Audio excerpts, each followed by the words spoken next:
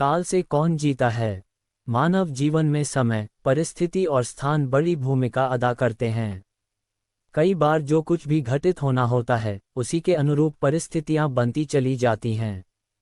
कलियुग में एक ही चक्रवर्ती सम्राट हुए हैं, और वह थे सम्राट विक्रमादित्य, जिनके नाम पर भारतवर्ष में विक्रम संवत की शुरुआत हुई।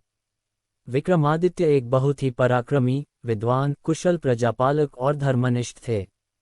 राजा विक्रमादित्य अपनी प्रजा को पुत्रवत मानते थे तथा रात्रि में वेश बदलकर अपनी प्रजा के हालात और कुशलक्षेम जानने के लिए नगर भ्रमण हेतु निकल जाया करते थे। एक बार यूं ही राजा विक्रमादित्य वेश बदलकर देर रात्रि में नगर भ्रमण हेतु निकले। भ्रमण करते करते अमृत वेला का समय हो गया और पांव थकने लगे। भोर के इस समय राजा विक्रमादित्य नगर की परिक्रमा वाले मार्ग से गुजर रहे थे। मार्ग के दूसरी ओर घना जंगल प्रारंभ हो जाता था। अचानक राजा ने देखा कि एक नौजवान लकड़हारा कंधे पर कुल्हाड़ी लिए जंगल में प्रवेश कर गया और लकड़ी काटने के लिए एक ऊंचे वृक्ष पर चढ़ गया। तत्काल ही राजा विक्रमादित्य ने देखा कि एक भयानक रीछ दौड़ता हुआ आया और उसी वृक्ष पर चढ़ने लगा जिस पर वह नौजवान लकड़ी काट रहा था।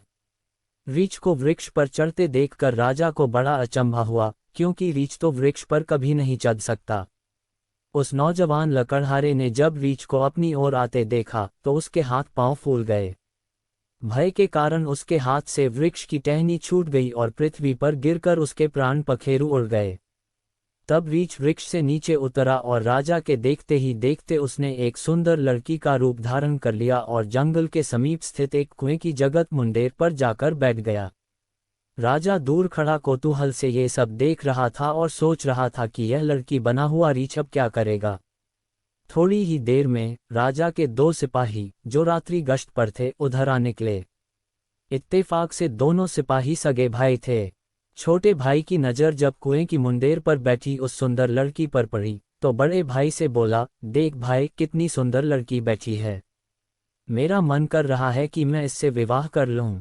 बड़ा भाई बोला, बड़े भाई के होते हुए छोटा भाई कैसे विवाह कर सकता है। बड़ा होने के नाते पहले मेरी बारी है, इसलिए इससे विवाह तो मैं ही करूंगा। तब छोटा भाई बोला, इससे पहले मैंने देखा है, इसलिए इससे विवाह तो मैं ही करूंगा। बड़ा भाई बोला, हम तो व्यर्थ ही झगड़ रहे हैं, क्यों ना हम इस लड़की से ही पूछ लें कि वह हम दोनों में से किसे पसंद करती है, वही इस लड़की से विवाह करेगा। इस प्रकार आपस में निर्णय करके दोनों भाई उस लड़की के पास पहुंचे। बड़े भाई ने उस लड़की से प्रश्न किया, हे सुंदरी, आप कौन हो और यहाँ क्या कर रही हो। वह लड़की बोली, मैं पास ही के एक गांव में रहती हूँ और अपने पति की तलाश में निकली हूँ। छोटा भाई बोला, तुम्हारा पति कहाँ है, तुम चाहो तो उसे ढूंढने में हम तुम्हारी सहायता कर सकते हैं। तब वह लड़की बोली, अभी तो मैं कुंवारी हूं और किसी योग्य वर की तलाश में निकली हूं। छोटा भाई बोला, हम दोनों भाई भी अभी कुंवारे हैं, यदि तुम चाहो तो हम में से किसी एक से विवाह कर सकती हो। लड़की बोली, मैं तुम दोनों में से एक से विवाह कर लूंगी, परंतु मेरी एक शर्त है। दोनों भाई बोले, क्या शर्त है तुम्हारी। लड़की बोली, तुम दोनों में से जो भी अधिक बहादुर हुआ, मैं उसी से विवाह करूंगी। इतना सुनते ही दोनों भाई स्वयं को एक दूसरे से श्रेष्ठ सिद्ध करने की इच्छा रखते हुए आपस में युद्ध करने लगे। लड़ते लड़ते दोनों भाइयों ने तलवारें निकाली और एक दूसरे के पेट में आर पार कर दीं। इस प्रकार तड़फ तड़फ कर दोनों भाइयों ने अपने प्राण त्याग दिए। तब वह लड़की जोर से हंसी और उठकर एक दिशा की ओर चल पड़ी। ये लड़की छलावा अब क्या करेगी, ऐसा सोचते हुए राजा विक्रमादित्य भी थोड़ी थोड़ी दूरी रखते हुए उस लड़की के पीछे पीछे चलने लगे।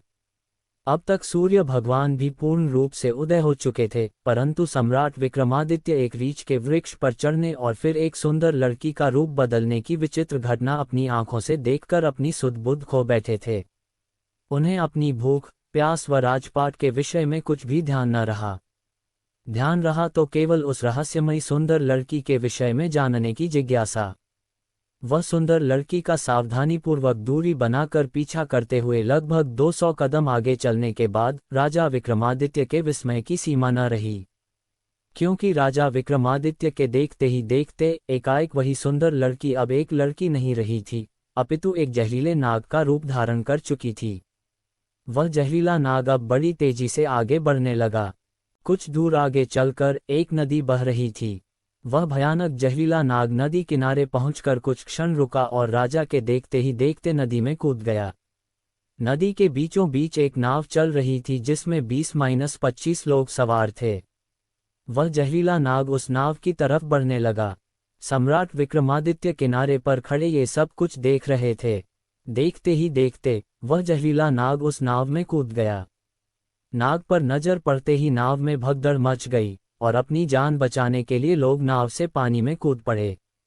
उनमें से जो लोग तैरना जानते थे वे तो तैरकर नदी से बाहर निकल गए, और जो तैरना नहीं जानते थे वे सभी लोग पानी में डूबकर मर गए।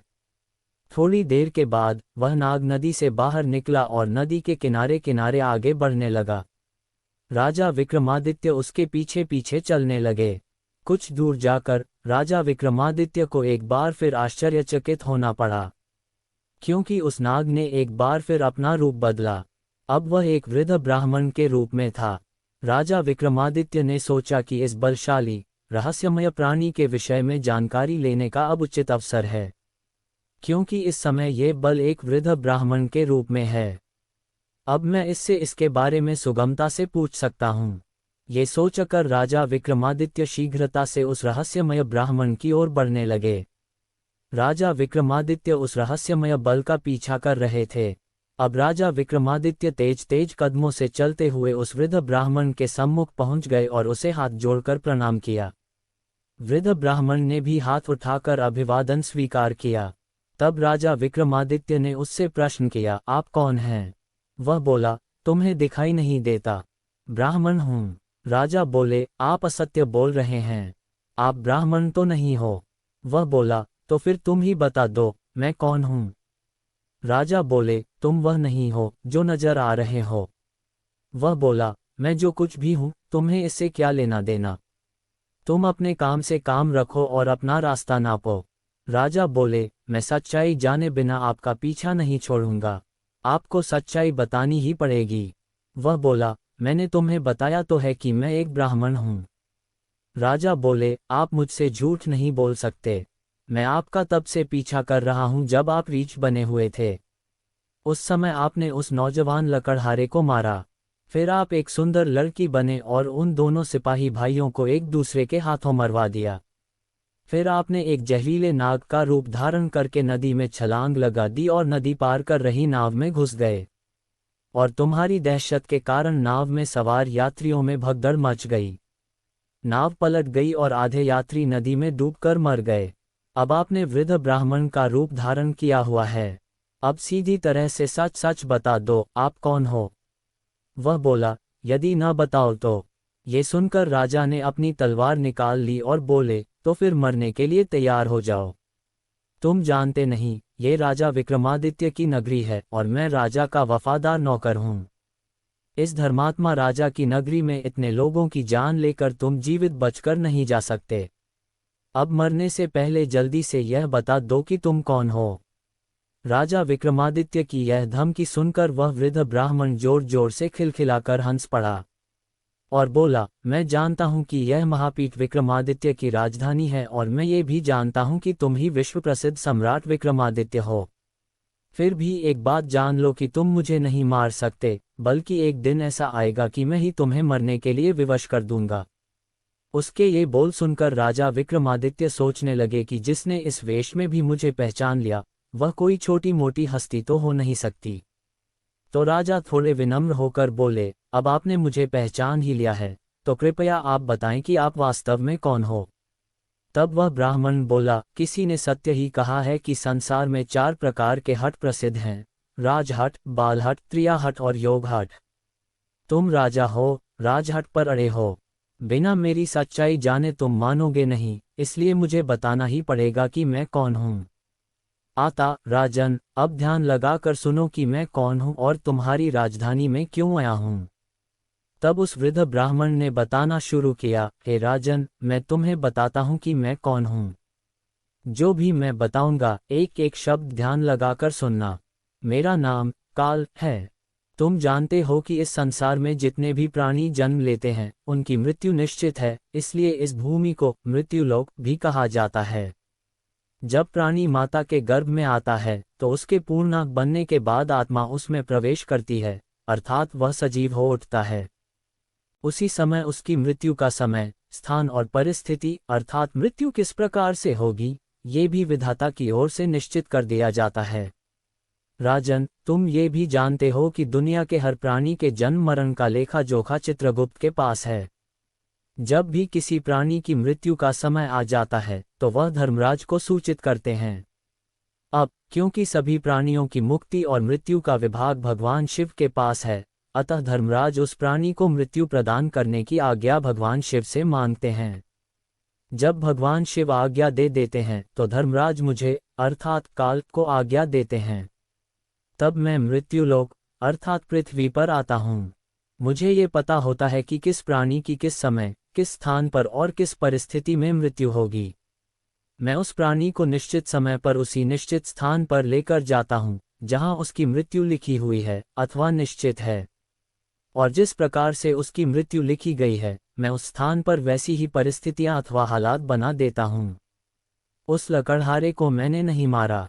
राजा विक्रमादित्य बोले, तुम फिर झूठ बोल रहे हो। मैंने स्वयं अपनी आंखों से देखा है कि उस लकड़हारे की मृत्यु का कारण तुम ही थे। वृद्ध ब्राह्मण बोला, बेशक कारण मैं था, लेकिन सांसारिक लोग तो यही समझते हैं कि लकड़हारे की मृत्यु वृक्ष से गिरकर वृक्ष की टहनी टूटने के कारण हुई है, और फिर मुझे तो मृत्यु देव धर्मराज के आदेश का पालन करना ही पड़ता है। उसकी मृत्यु वृक्ष पर से गिरने के कारण लिखी गई थी, इसलिए मैंने रीछ बनकर वैसी ही परिस्थितियां व हालात पैदा कर दिए। नहीं तो जरा सोचो, यदि असली रीछ होता तो क्या कभी पेड़ पर चढ़ पाता? कदापि नहीं, परंतु वह तो मैं था, और मेरे लिए तो कुछ भी असंभव नहीं है। अगर उन सिपाही भाइयों की बात करें तो उनको भी मैंने नहीं मारा। उनकी मृत्यु एक दूसरे के हाथों लिखी थी। उनके लिए मुझे सुंदर लड़की बनना पड़ा। नाव में सवार कुछ लोगों की मृत्यु पानी में डूबने से लिखी थी, इसके लिए मुझे भयानक नाग का रूप धारण करना पड़ा। राजन, मुझे लगता है कि अब तो आप अच्छी तरह समझ गए होंगे कि मैं कौन हूं और तुम्हारी नगरी में क्यों आया था, और यह भी समझ गए होंगे कि समय, स्थान और परिस्थिति का सांसारिक प्राणी के जीवन में कितना बड़ा महत्व होता है। राजा विक्रमादित्य ने वृद्ध ब्राह्मण रूपी काल की बातें बड़े ध्यान से सुनी और गंभीर हो गए। काल कहने लगा, हे राजन, अब मैं चलता हूँ। राजा विक्रमादित्य बोले, हे कालदेव, आपने मुझे बहुत अच्छी जानकारी दी है, जिसके लिए मैं आपका बहुत आभार व्यक्त करता हूँ। कृपया जाने से पहले मेरे एक और प्रश्न का उत्तर देते जाए। कालदेव बोले, पूछो, क्या पूछना चाहते हो? शीघ्र पूछो, मेरे पास इतना समय नहीं है। राजा विक्रमादित्य बोले, कृपा करके मुझे ये बताइए कि मेरी मृत्यु कब, किस स्थान पर और किस प्रकार से होगी। कालदेव बोले, हे राजन, मैं ये तो बता सकता हूँ कि तुम्हारी मृत्यु कहाँ और किस प्रकार से होगी, परंतु यह नहीं बता सकता कि तुम्हारी मृत्यु कब होगी। राजा विक्रमादित्य बोले, हे कालदेव, मृत्यु का समय बताने में आपको क्या आपत्ति है? कालदेव बोले, हे राजन, यदि मैंने पहले ही आपको मृत्यु का समय बता दिया तो इसी क्षण से आप चिंताग्रस्त हो जाओगे, और आप तो जानते ही हो कि चिंता चिता समान होती है। अभी तो आपको अपने शासनकाल में बहुत से शुभ और जन कल्याण के कार्य करने हैं। राजा विक्रमादित्य बोले, चलो, समय न सही, ये तो बता दो कि मेरी मृत्यु कहाँ और कैसे होगी। कालदेव बोले, सुनो राजन, तुम्हारी मृत्यु तुम्हारे ही महल में सीढ़ियों पर से पांव फिसलकर गिरने के कारण से होगी।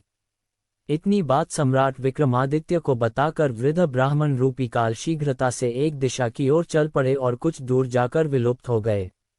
इस वक्त तक सूर्य भगवान भी पूर्ण रूप से अस्त हो चुके थे, चारों तरफ अंधकार छा गया था। राजा विक्रमादित्य अब तक शारीरिक और मानसिक रूप से थक चुके थे, अतः मन में गहन सोच विचार लिए हुए तेज कदमों से अपने महल की ओर प्रस्थान कर गए। और आगे चलकर सचमुच में ऐसा ही हुआ।